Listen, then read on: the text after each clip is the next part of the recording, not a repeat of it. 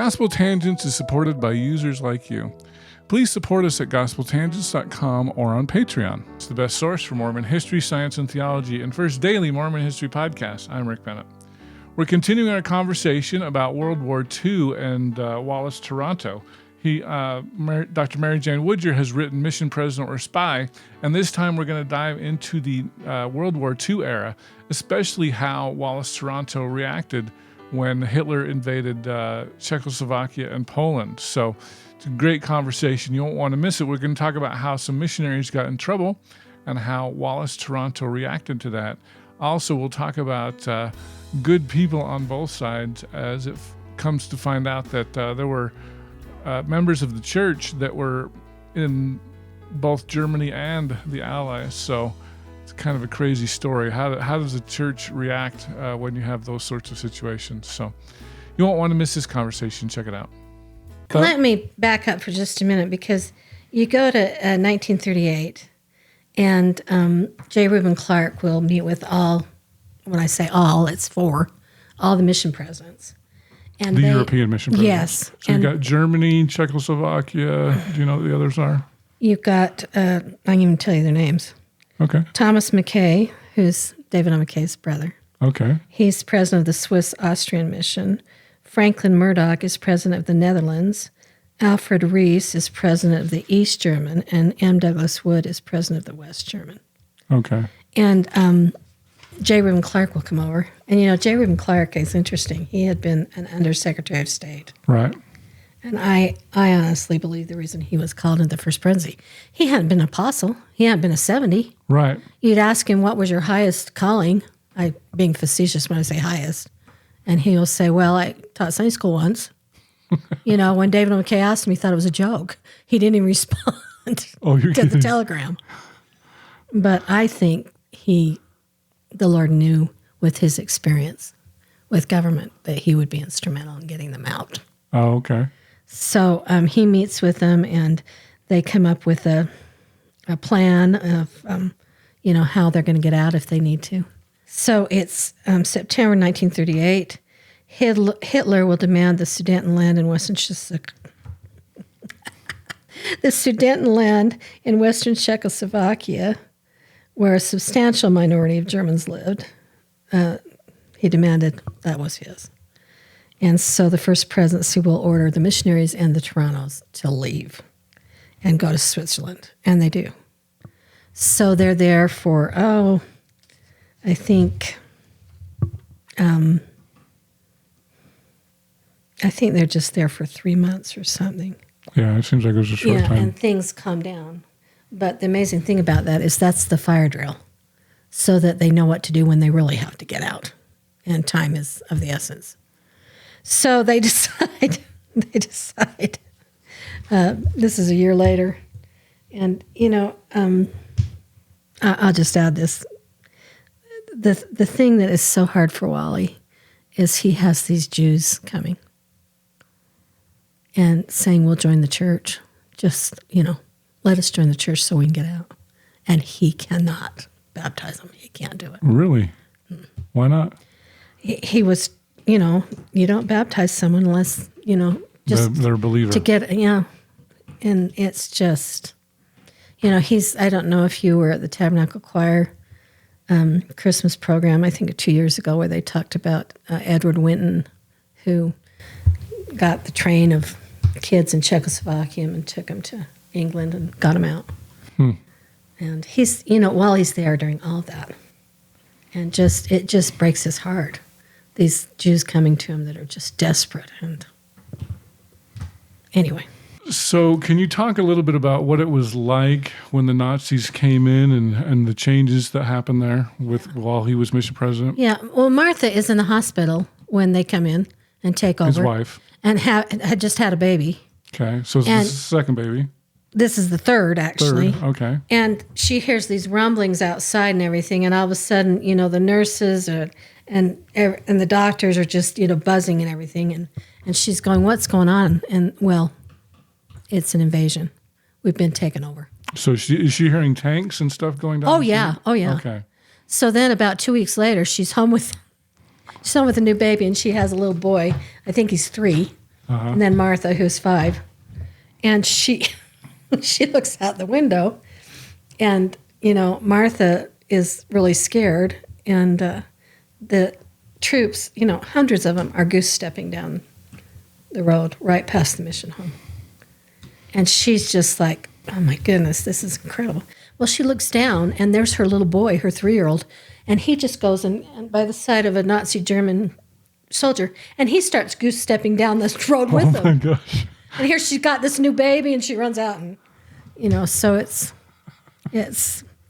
He probably just thought it was a cool way to march. Yeah, there you go. At 3, you wouldn't have any clue what was going on. But she also tells an amazing story, as you look at the First Presidency, and they send out that letter in 1939, which is revolutionary, because they say there are good people on both sides.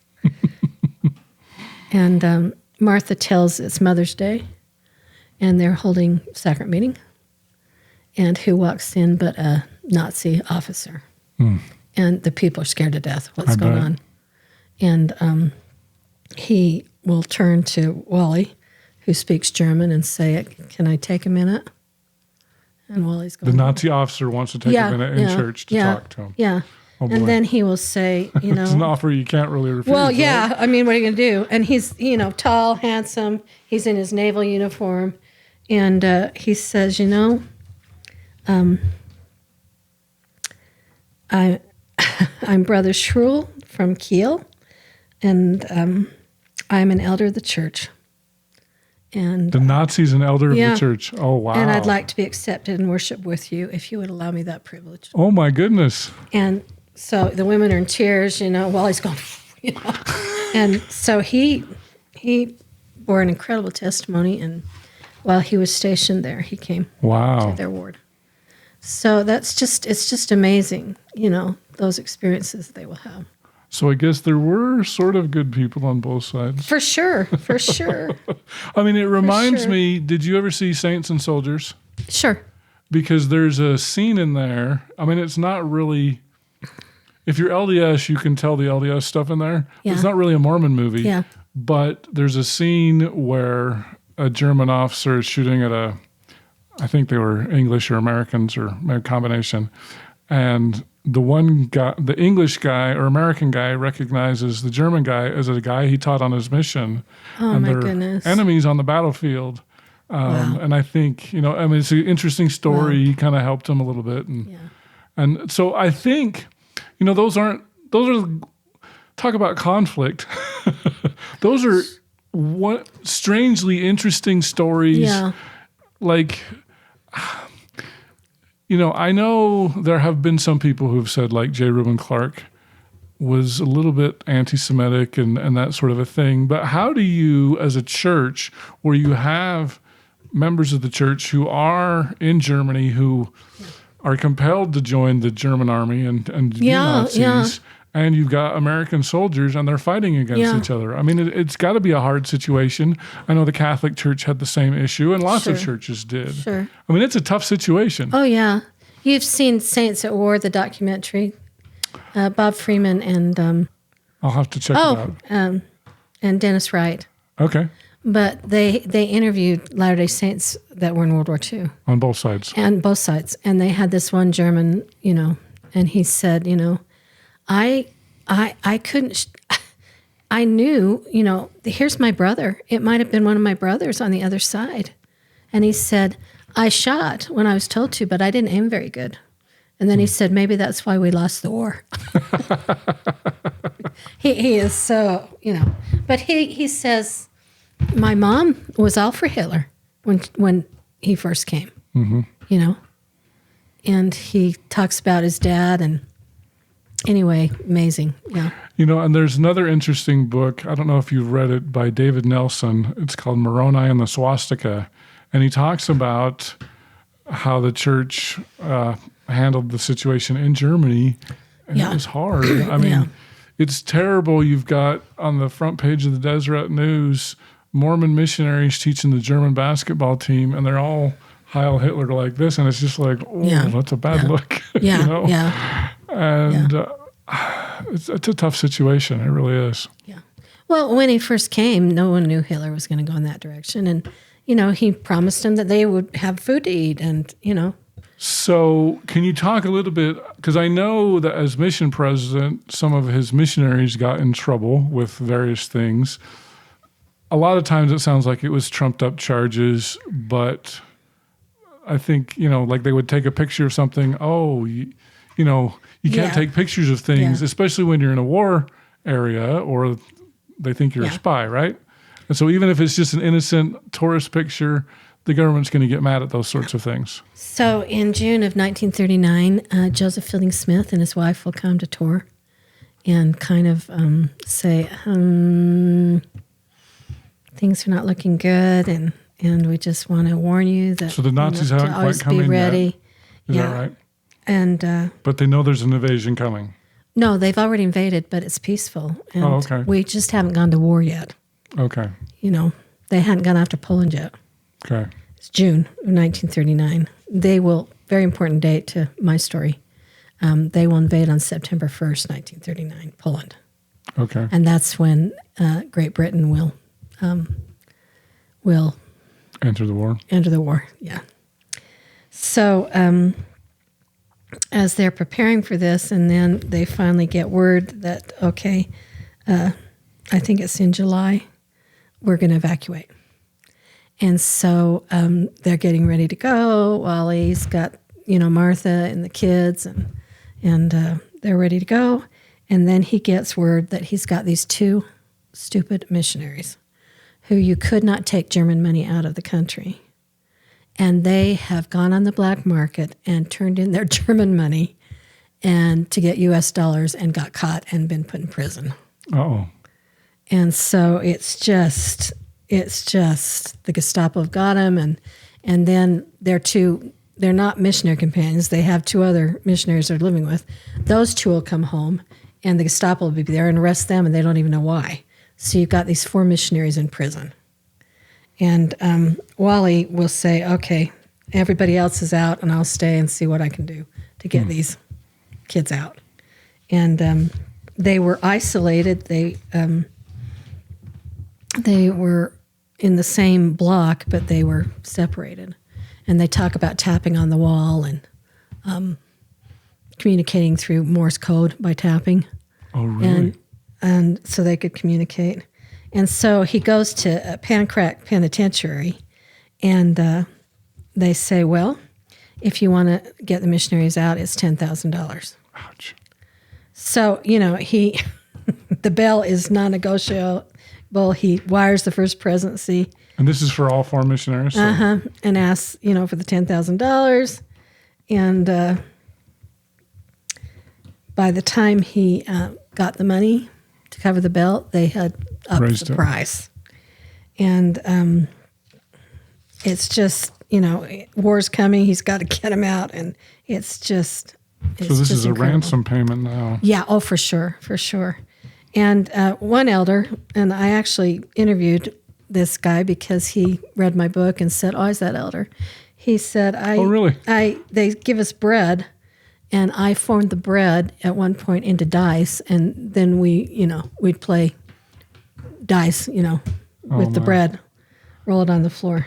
So Wally, eventually, when they kept upping the ransom, he eventually will just go into the Gestapo and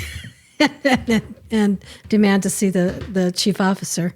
And he will begin saying, you know what? We're Americans. We've brought so much money into the country, and now you're doing this. And he will just call him on the carpet. And he said at some point, I wasn't even sure what I was saying, but they will back down and release those 4 missionaries. Now, one of the most amazing things about this story, I think, is that Martha is in Copenhagen with Elder Joseph Fielding Smith and his wife, and she hasn't heard anything from him. And she's going crazy. Yeah, I bet. She's so worried and so concerned. And finally, Joseph Fielding Smith will say this to her, which is just amazing. He will promise her, don't you worry, the war cannot start until Brother Toronto and those missionaries are out of there. And Martha said, do you mean they'll hold the whole war up just so we can get the missionaries out? He said, I promise you the war will not start until those men are out of the country. Wow. So, all right. The invasion of Poland did not occur until the morning of September 1st at 5 o'clock a.m. Those missionaries had left Czechoslovakia at midnight of August 31st. Wow. Just amazing. So by the time the Polish offensive began, they were out of the country. They were on the last train to leave before the war engulfed Europe. Wow. That's just, you can't make this kind of stuff up.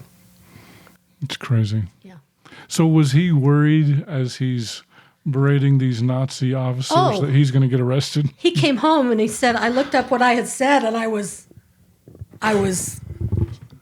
scared. shocked. Yeah. But they backed down. Yeah. And they released him.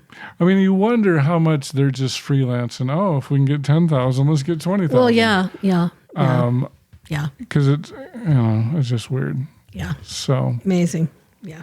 I hope you enjoyed our conversation with Dr. Mary Jane Woodger, author of Mission President or Spy. In our next conversation, we're going to talk about the communist period in Czechoslovakia and how Wallace Toronto continued to lead the church. Well, I don't think it had to do with the Nazis. Okay. I think it was because he was American and he was bringing missionaries in and they were leery of religion and they were leery of these young men coming in. And he and Martha were under 24-hour surveillance. They were watched constantly. Everything they said, everything they did. And so in the end, all the Czech missionaries are expelled and they cancel the registration of the church. Thanks for listening, and I hope you to continue to enjoy Gospel Tangents. Consider becoming a Patreon or go to gospeltangents.com/shop, and you can get a cool tie, a hat, or even a nice mug. You can also get a sweatshirt. So check it out at gospeltangents.com/shop.